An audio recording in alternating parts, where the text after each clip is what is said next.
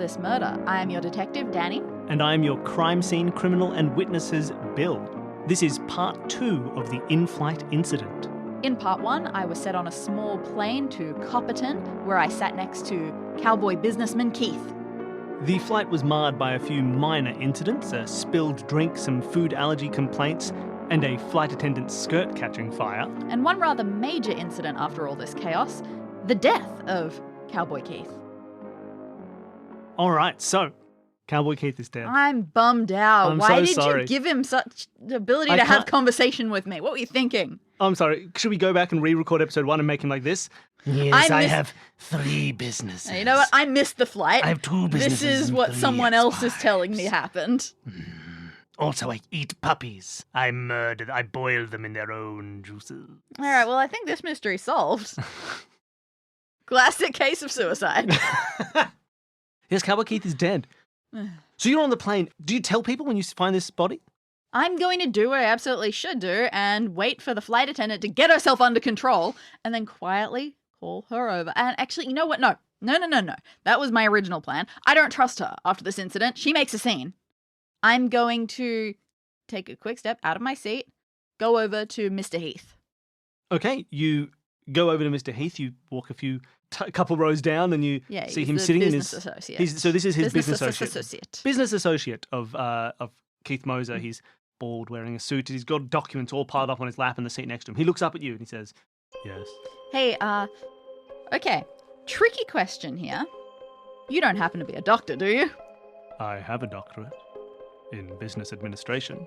Of course you do. Is that what you're talking about? You know Mr. Moser sitting next to me, right? Yes, a pinnacle of health, a lovely, robust man, one who could never die.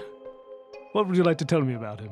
Nothing. I just wanted to know more about you. Thanks. All good. All right, I've got to go to the flight attendant. This didn't work at all.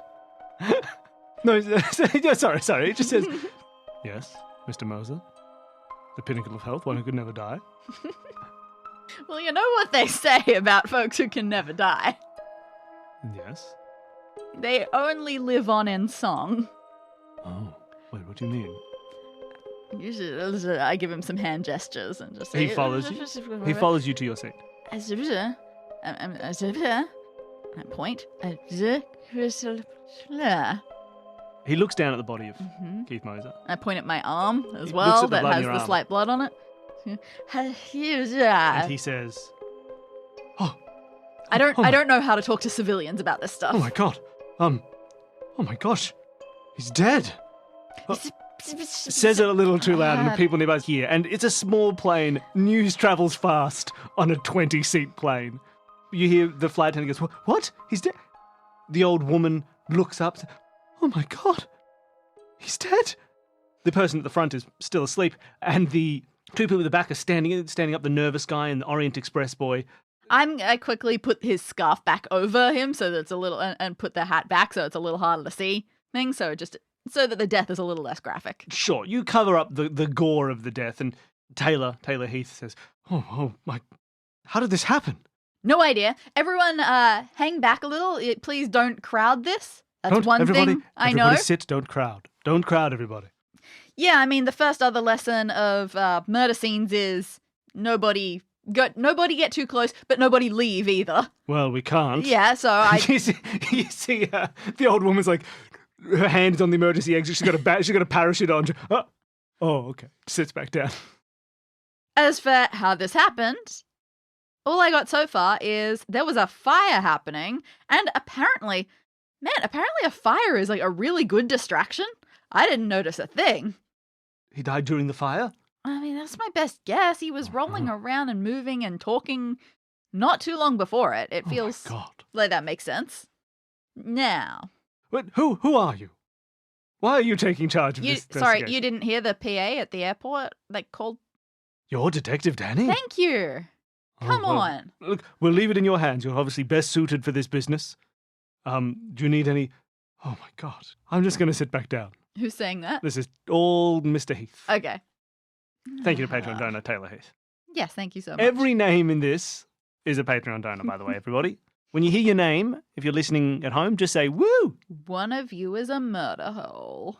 One of you is a murder-ee. All right, so first things first. Okay, everyone, just back to your seats. You know how this works. You've seen movies. Come on. All right. Sit. Sit. Okay. Stay. Okay. Whoa. Stay. Flight attendant.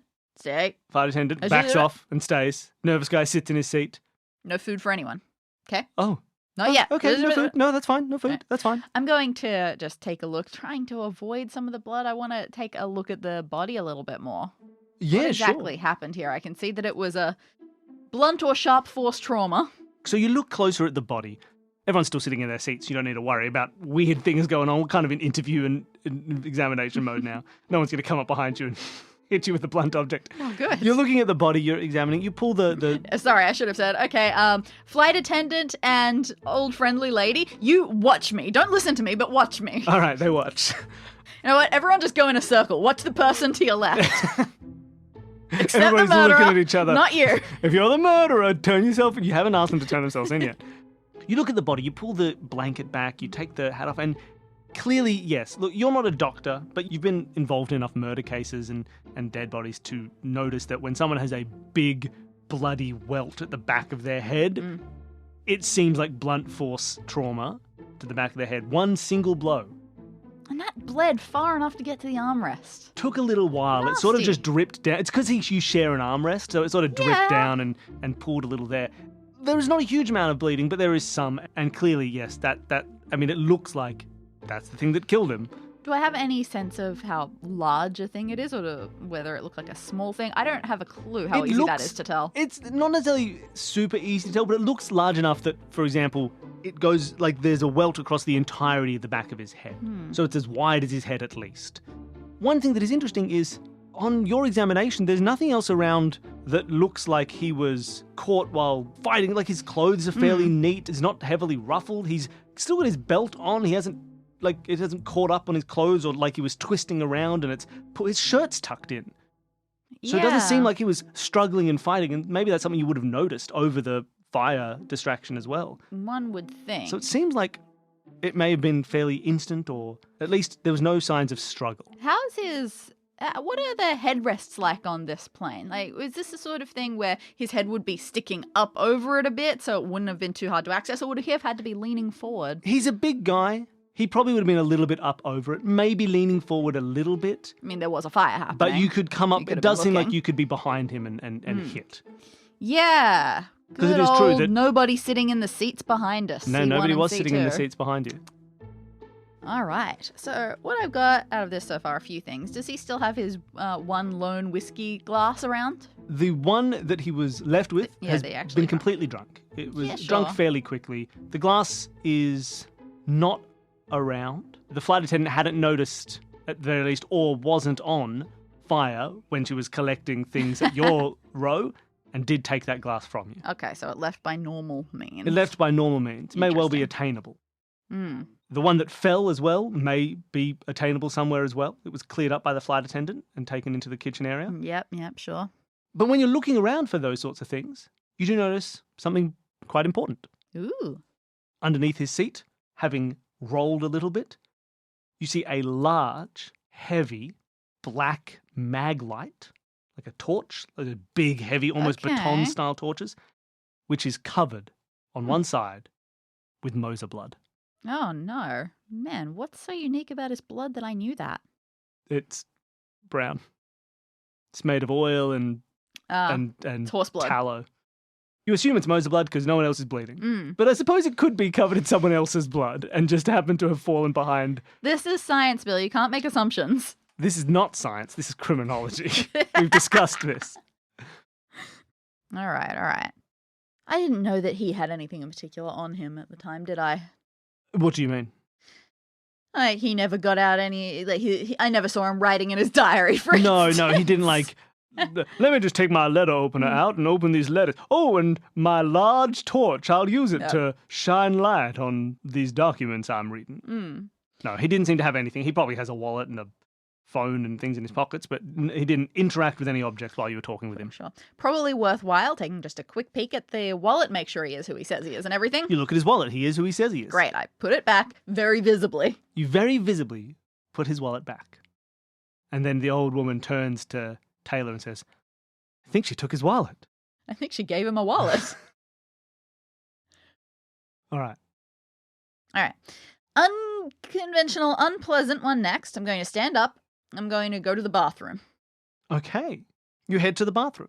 I just want to look around because, again, you cannot rule out maybe he hit his head while he was in the bathroom and it just had some delayed effects. That's fair. You will say you didn't notice any bleeding when he returned. No, He would of have had to course shuffle right in front of you. He's wearing a hat.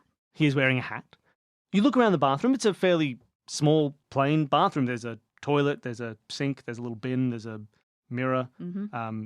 It looks like a bathroom. There's no blood in the bathroom. If you're looking for something that he's like hit his head on, there's no shelf No blood, with no blood dents, on the back. no cracks no in the blood, tiles. no dents, no cracks in the tiles. Probably not tiles. In the Anything plastic. in the... I don't want to go too deep into the bin, but anything... You reach into the bin to look around, and you do see something in the bin. There's paper that people have washed their hands with. But deep in, there's also some broken glass. You can't quite fully make up what it would have been. Like, it doesn't look like it was a drinking glass or anything like that. The pieces are fairly small, but yeah, you find some broken glass in there. Right. Not my glasses, that's for sure. No. It wouldn't look like glasses either. No, mine are 1.5 inches thick. Oh yes, this is much thinner glass. Curious. All right, I'll be on the lookout for that. I didn't notice anyone else using the bathroom during the trip, did I? I mean, I'll just ask them later if I didn't. You didn't notice anyone else use the bathroom. Yeah. All right. So I'm just going to walk to the flight attendant and say, hey, just out of curiosity, you telling the pilots about this? Oh my God, you're right. I should I tell. I just don't know protocol for this. Do they need to know? Look, they should probably know. They should call ahead. Well, hold on. Let's not You don't be want to too tell the hasty. pilots? Well, we've only been in the air for like 2 hours. Yeah. That means we're still closer to our point of origin than our destination.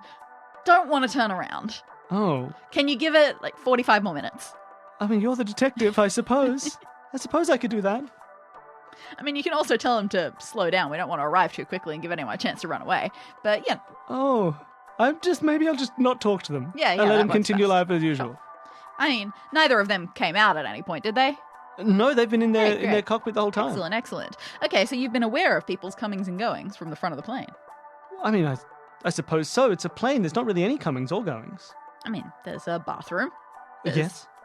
Come on. 2 people came up to you with their allergy notifications. I suppose that would classify as a coming, yes. Get your head in the game. What's your name? Okay, my name is Maggie. All right. Maggie. What do you want to know? You just sort of given me a vague statement about the concept of comings and I goings. told you to get your And head I in the was game. Okay, my head's... She goes, "Whew," slaps herself. All right, my head's in the game. What do you need to know? I'll help you solve this crime. Deputize me. How many deaths have you had on planes before? Oh, none. Really? I hear it's not all that... I mean, no, it's not all that uncommon on cruises, but it seems to happen When I worked on a planes. cruise ship, there was a death every 20 minutes. Yeah. That's why I moved on to the plane industry. So what have you been told? What's the protocol for you in this situation? Because, I shouldn't really be telling you what to do. Look, I should probably inform the pilots. They could then inform the people where we're landing, who could prepare an ambulance or a police car. I don't know what happens in case of a murder. We're really trained more about... To be fair, we have had no concrete evidence that this is a murder just yet. We Oh. can't make any assumptions. Okay, that's I have good. to keep telling you this. All right, well, if it's... I mean, that's not that good. He's still a dead man.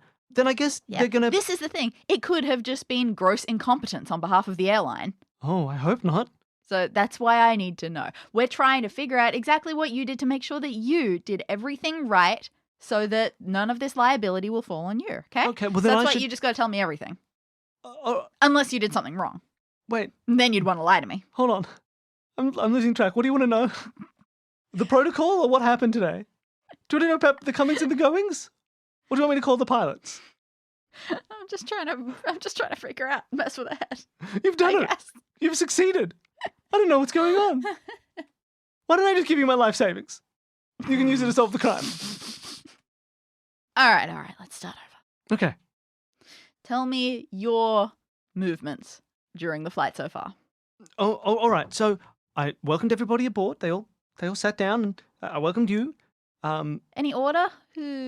When did Keith come on in relation to everyone else? I think Keith and Taylor came on together, and they came on in the middle of the pack, I think. I mean, there are only like 6 people. It's Exactly. Not much of a I pack. think Lacey came on first. That's the older woman sitting in row C. Okay. And then I think then it was Jamie, the woman in the front there. Okay. Then it would have been Keith and Taylor. Yeah. And I'm so sorry, the other two, Daniel and Jake, I don't know which order they came. They were the last two on. I don't know who came on first. Understood. All right, so you greeted and then everybody. Then of course you came on. Yeah. And you sat next to Keith. I did. How did that happen? Why didn't I get a row to myself? Well, you didn't select it at checkout. It's an extra $10 charge for you to select your own seat. This makes a lot of sense. Yeah, so we just randomly assigned you a seat next to somebody else. Man, Keith and Taylor were traveling together, but they deliberately chose different things so that they could have aisles to themselves. Whoops. Yes, yeah, they do that a lot as well. I think Taylor likes to have space to work. But yeah, so everyone arrived, and then you all sat down. The flight started. We taxied. There was apparently going to be some issues with turbulence, so I was talking with the pilots. Then I made sure that all the food was in the right places and everything was ready. I took the orders. Apparently there was some allergy issues with it hadn't come up. So they paid $10 to get the good seats on their own, but they didn't bother to do the allergy information. Tell me about this. So Daniel and Lacey came up. They had some allergy issues. Mm-hmm. Lacey had a tomato allergy. Ugh. Daniel had a lactose intolerance or allergy or something. I'm never quite sure how that works. He didn't like lactose. I told Daniel there's no lactose in anything. He seemed satisfied. I told Lacey that there was no tomato. But Daniel did suggest I go through with Lacey over every line to make sure that she could see all the ingredients on each thing, to show her definitely there was no tomato in everything. So I kind of went over that with... Did they know each other? I don't know. Maybe he thought she looked a bit uncertain.